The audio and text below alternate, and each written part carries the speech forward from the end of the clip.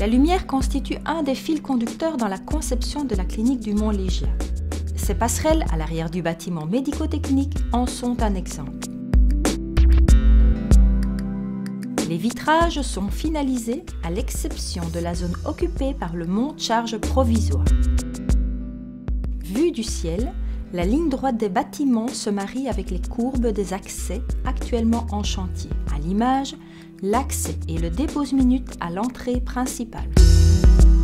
Et à l'intérieur du bâtiment, suivons le guide. Frédéric Francotte, ingénieur architecte au CHC, nous fait découvrir quelques spécificités de l'aménagement intérieur de ce chantier.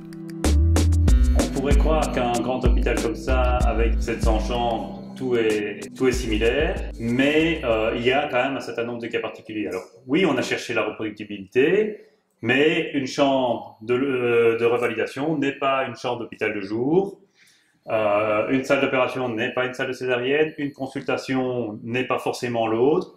Donc on a recours à tous ces premiers de série, qui sont des éléments qui vont nous permettre de valider les différents choix stratégiques. Pour arriver à un résultat certain, on passe d'abord par une phase qui est ce qu'on appelle un mock-up. C'est un mélange entre on va dire un prototype et un premier de série. Donc on teste, on voit si les raccords nous conviennent. Quand on a des éléments qui ne nous satisfont pas, on refait un autre test et puis on obtient le résultat final qu'on va reproduire un certain nombre de fois. Au niveau des consultations, on a testé plusieurs types de finalisation du meuble avec des éléments, des pans inclinés, des pans droits ou le meuble simplement comme il est ici pour retenir cette dernière solution qui est la solution qui offre le plus de lumière naturelle dans le local. Comment fonctionne une consultation ici? On a généralement l'espace patient en première partie du local avec le sanitaire qui va avec. On a le meuble avec les produits nécessaires pour le soin. Et puis on va de l'autre côté où on retrouve l'espace du médecin qui recevra ses patients donc, face à lui avec la fenêtre sur le côté et où il aura son espace de travail disponible. Comme dans les chambres, on retrouve un meuble qui va faire un sens ou l'autre et qui va nous permettre d'optimiser l'espace. On a développé un concept qui est un peu particulier, mais qui surtout nous permet d'optimiser le volume, c'est-à-dire qu'il n'y a plus de cloison de salle de bain, ce sont les mobiliers qui font la cloison de la salle de bain. Ce qui nous permet d'avoir le meuble hygiène d'un côté et d'avoir le meuble patient de l'autre, et on ne perd pas les 12 cm d'une cloison vitrée. Le fait d'être en mobilier n'empêche pas d'intégrer les techniques, puisqu'on a prévu des renforts ici, les tuyaux, et on a les fils électriques qui descendent ici. On voit ici donc l'ossature qui constitue la cloison. Donc ça représente à peu près 3 cm de multiplex. Les meubles viennent se greffer entre ces cloisons. On met l'habillage et au final le tout ensemble est aussi solide qu'une cloison de gyproc.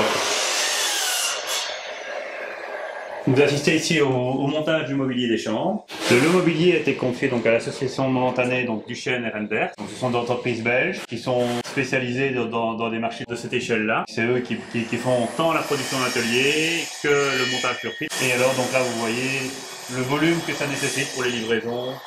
Ici le meuble pour le patient, sur lequel on a déjà la réservation pour mettre le petit codeur qui va nous permettre de gérer les problèmes de vol, comme malheureusement dans tous les hôpitaux, et de pouvoir sécuriser les effets du patient à volonté. Dans le milieu hospitalier, rien n'est anodin. Un évier n'est pas un évier comme vous l'auriez à la maison.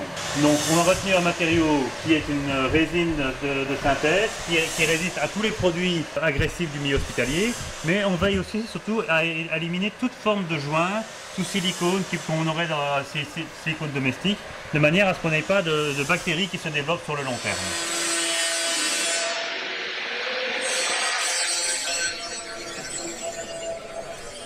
Une des particularités du Mont-Légia, c'est qu'on a essayé de bannir, tant que faire se peut, les radiateurs, qui sont toujours un problème en matière d'hygiène, qui sont compliqués à nettoyer. Donc vous voyez ici une nappe de tuyau telle qu'elle sera posée sur le plafond, et qui va nous permettre de climatiser quelque part la chambre, puisque c'est ce qu'on appelle un plafond chaud ou un plafond froid. Ce sont des serpentins qui recevront soit de l'eau chaude, soit de l'eau froide, qui vont chauffer le plafond, et donc les radiateurs, qui sont des problèmes hygiéniques habituels, disparaissent du chantier. Voici une nappe de tuyaux telle que déroulée, telle qu'elle est posée à même les structures métalliques qui permettent la conduction de la chaleur.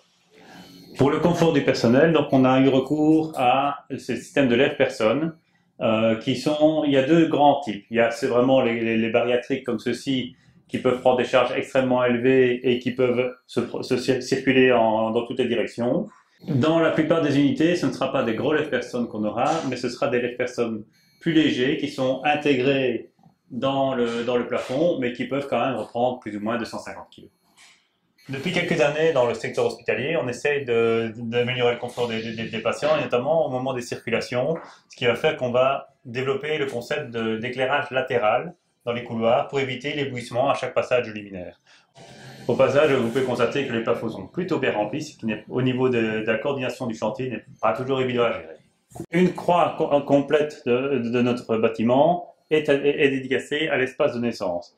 Donc on a 3 zones ici qui sont les salles de naissance classiques, salle de travail et salle de naissance, et une zone ici qui sont les salles de césarienne pour les cas plus compliqués. Donc c'est juste à côté des salles de naissance naturelles et du bloc opératoire. C'est le même produit qui a été retenu que pour les salles d'opération, donc les cloisons modulaires. Et donc on a ici fini l'ossature et on perçoit bien les 3 salles et le réveil qui est autonome. Une des particularités de l'hôpital et qui nous est chère, c'est qu'on a voulu des unités qui soient agréables à vivre.